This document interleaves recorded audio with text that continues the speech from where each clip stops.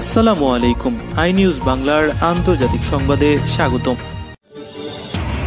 ব্রিটেনে আবারও ফিরছে ইহুদি বিদ্বেষ। সাম্প্রতিক সপ্তাহগুলোতে এই বিদ্বেষ শুধু ব্যক্তিগত স্তরে সীমাবদ্ধ নেই, বরং তার সাংস্কৃতিক উৎসব, শিক্ষা প্রতিষ্ঠান, রাজনীতি, এমনকি গণমাধ্যমকেও ছড়িয়ে পড়েছে।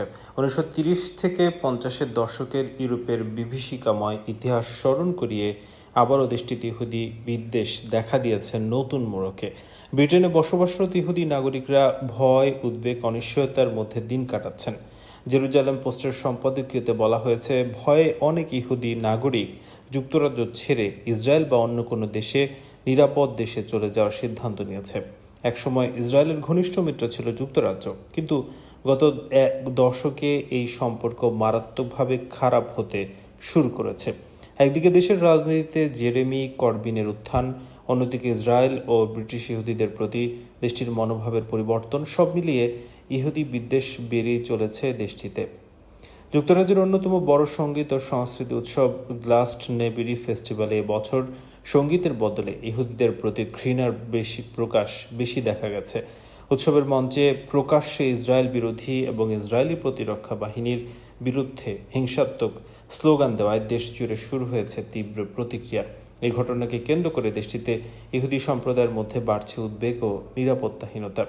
ফেস্টিভ্যালে অংশ নেওয়া ব্রিটিশ র্যাপার বব ভাইলান তার পারফরমেন্সের সময় একাধিকবার স্লোগান দিচ্ছেন, ডেথ টু আইডিএফ। তার সঙ্গে হাজার হাজার দর্শকও এক কণ্ঠে এই স্লোগানে গলা মেলান।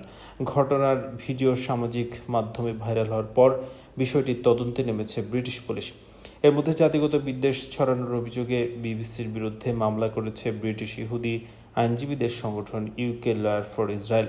তারা বলছেন, বিবিসি এমন একটি অনুষ্ঠান সম্প্রচার করছে যা ব্রিটিশ আইন অনুযায়ী জাতিগত বিদ্বেষ উস্কে দেওয়ার মতো। অনেক বিশ্লেষক এবং ব্রিটিশ ইহুদি নেতারা এই ঘটনাকে শুধু ইসরায়েল বিরোধিতা নয়, বরং স্পষ্ট ইহুদি বিদ্বেষ হিসেবে দেখছেন। কমিউনিটি সিকিউরিটিজ ট্রাস্টের এক প্রতিবেদনে বলা হয়েছে, 2023 সালের 7 অক্টোবর গাজা যুদ্ধ শুরুর পর থেকে যুক্তরাজ্যে ইহুদি বিদ্বেষমূলক ঘটনার সংখ্যা আকাশচুম্বী। 2024 সালে ব্রিটেনে যত ইহুদি বিদ্বেষমূলক হামলা হয়েছে, অতীতে কোনো বছরই এত হয়নি। উপাসনালয় ভাঙচুর, স্কুলে শিশুদের হয়রানি, ইহুদি এমপিদের টার্গেট, বিশ্ববিদ্যালয়ে জায়নিস্ট অপবাদ দিয়ে ইহুদি শিক্ষার্থীদের বিতাড়ন, সব মিলিয়ে পরিস্থিতি এখন বেশ ভীতিকর। 1930 থেকে 1950 পর্যন্ত ব্রিটেনে ইহুদি বিদ্বেষ ছিল বহুমাত্রিক। রাজনৈতিক দল, মিডিয়া, সমাজ এবং শরণার্থী নীতির ভেতরেও তার প্রতিফলিত হয়েছে।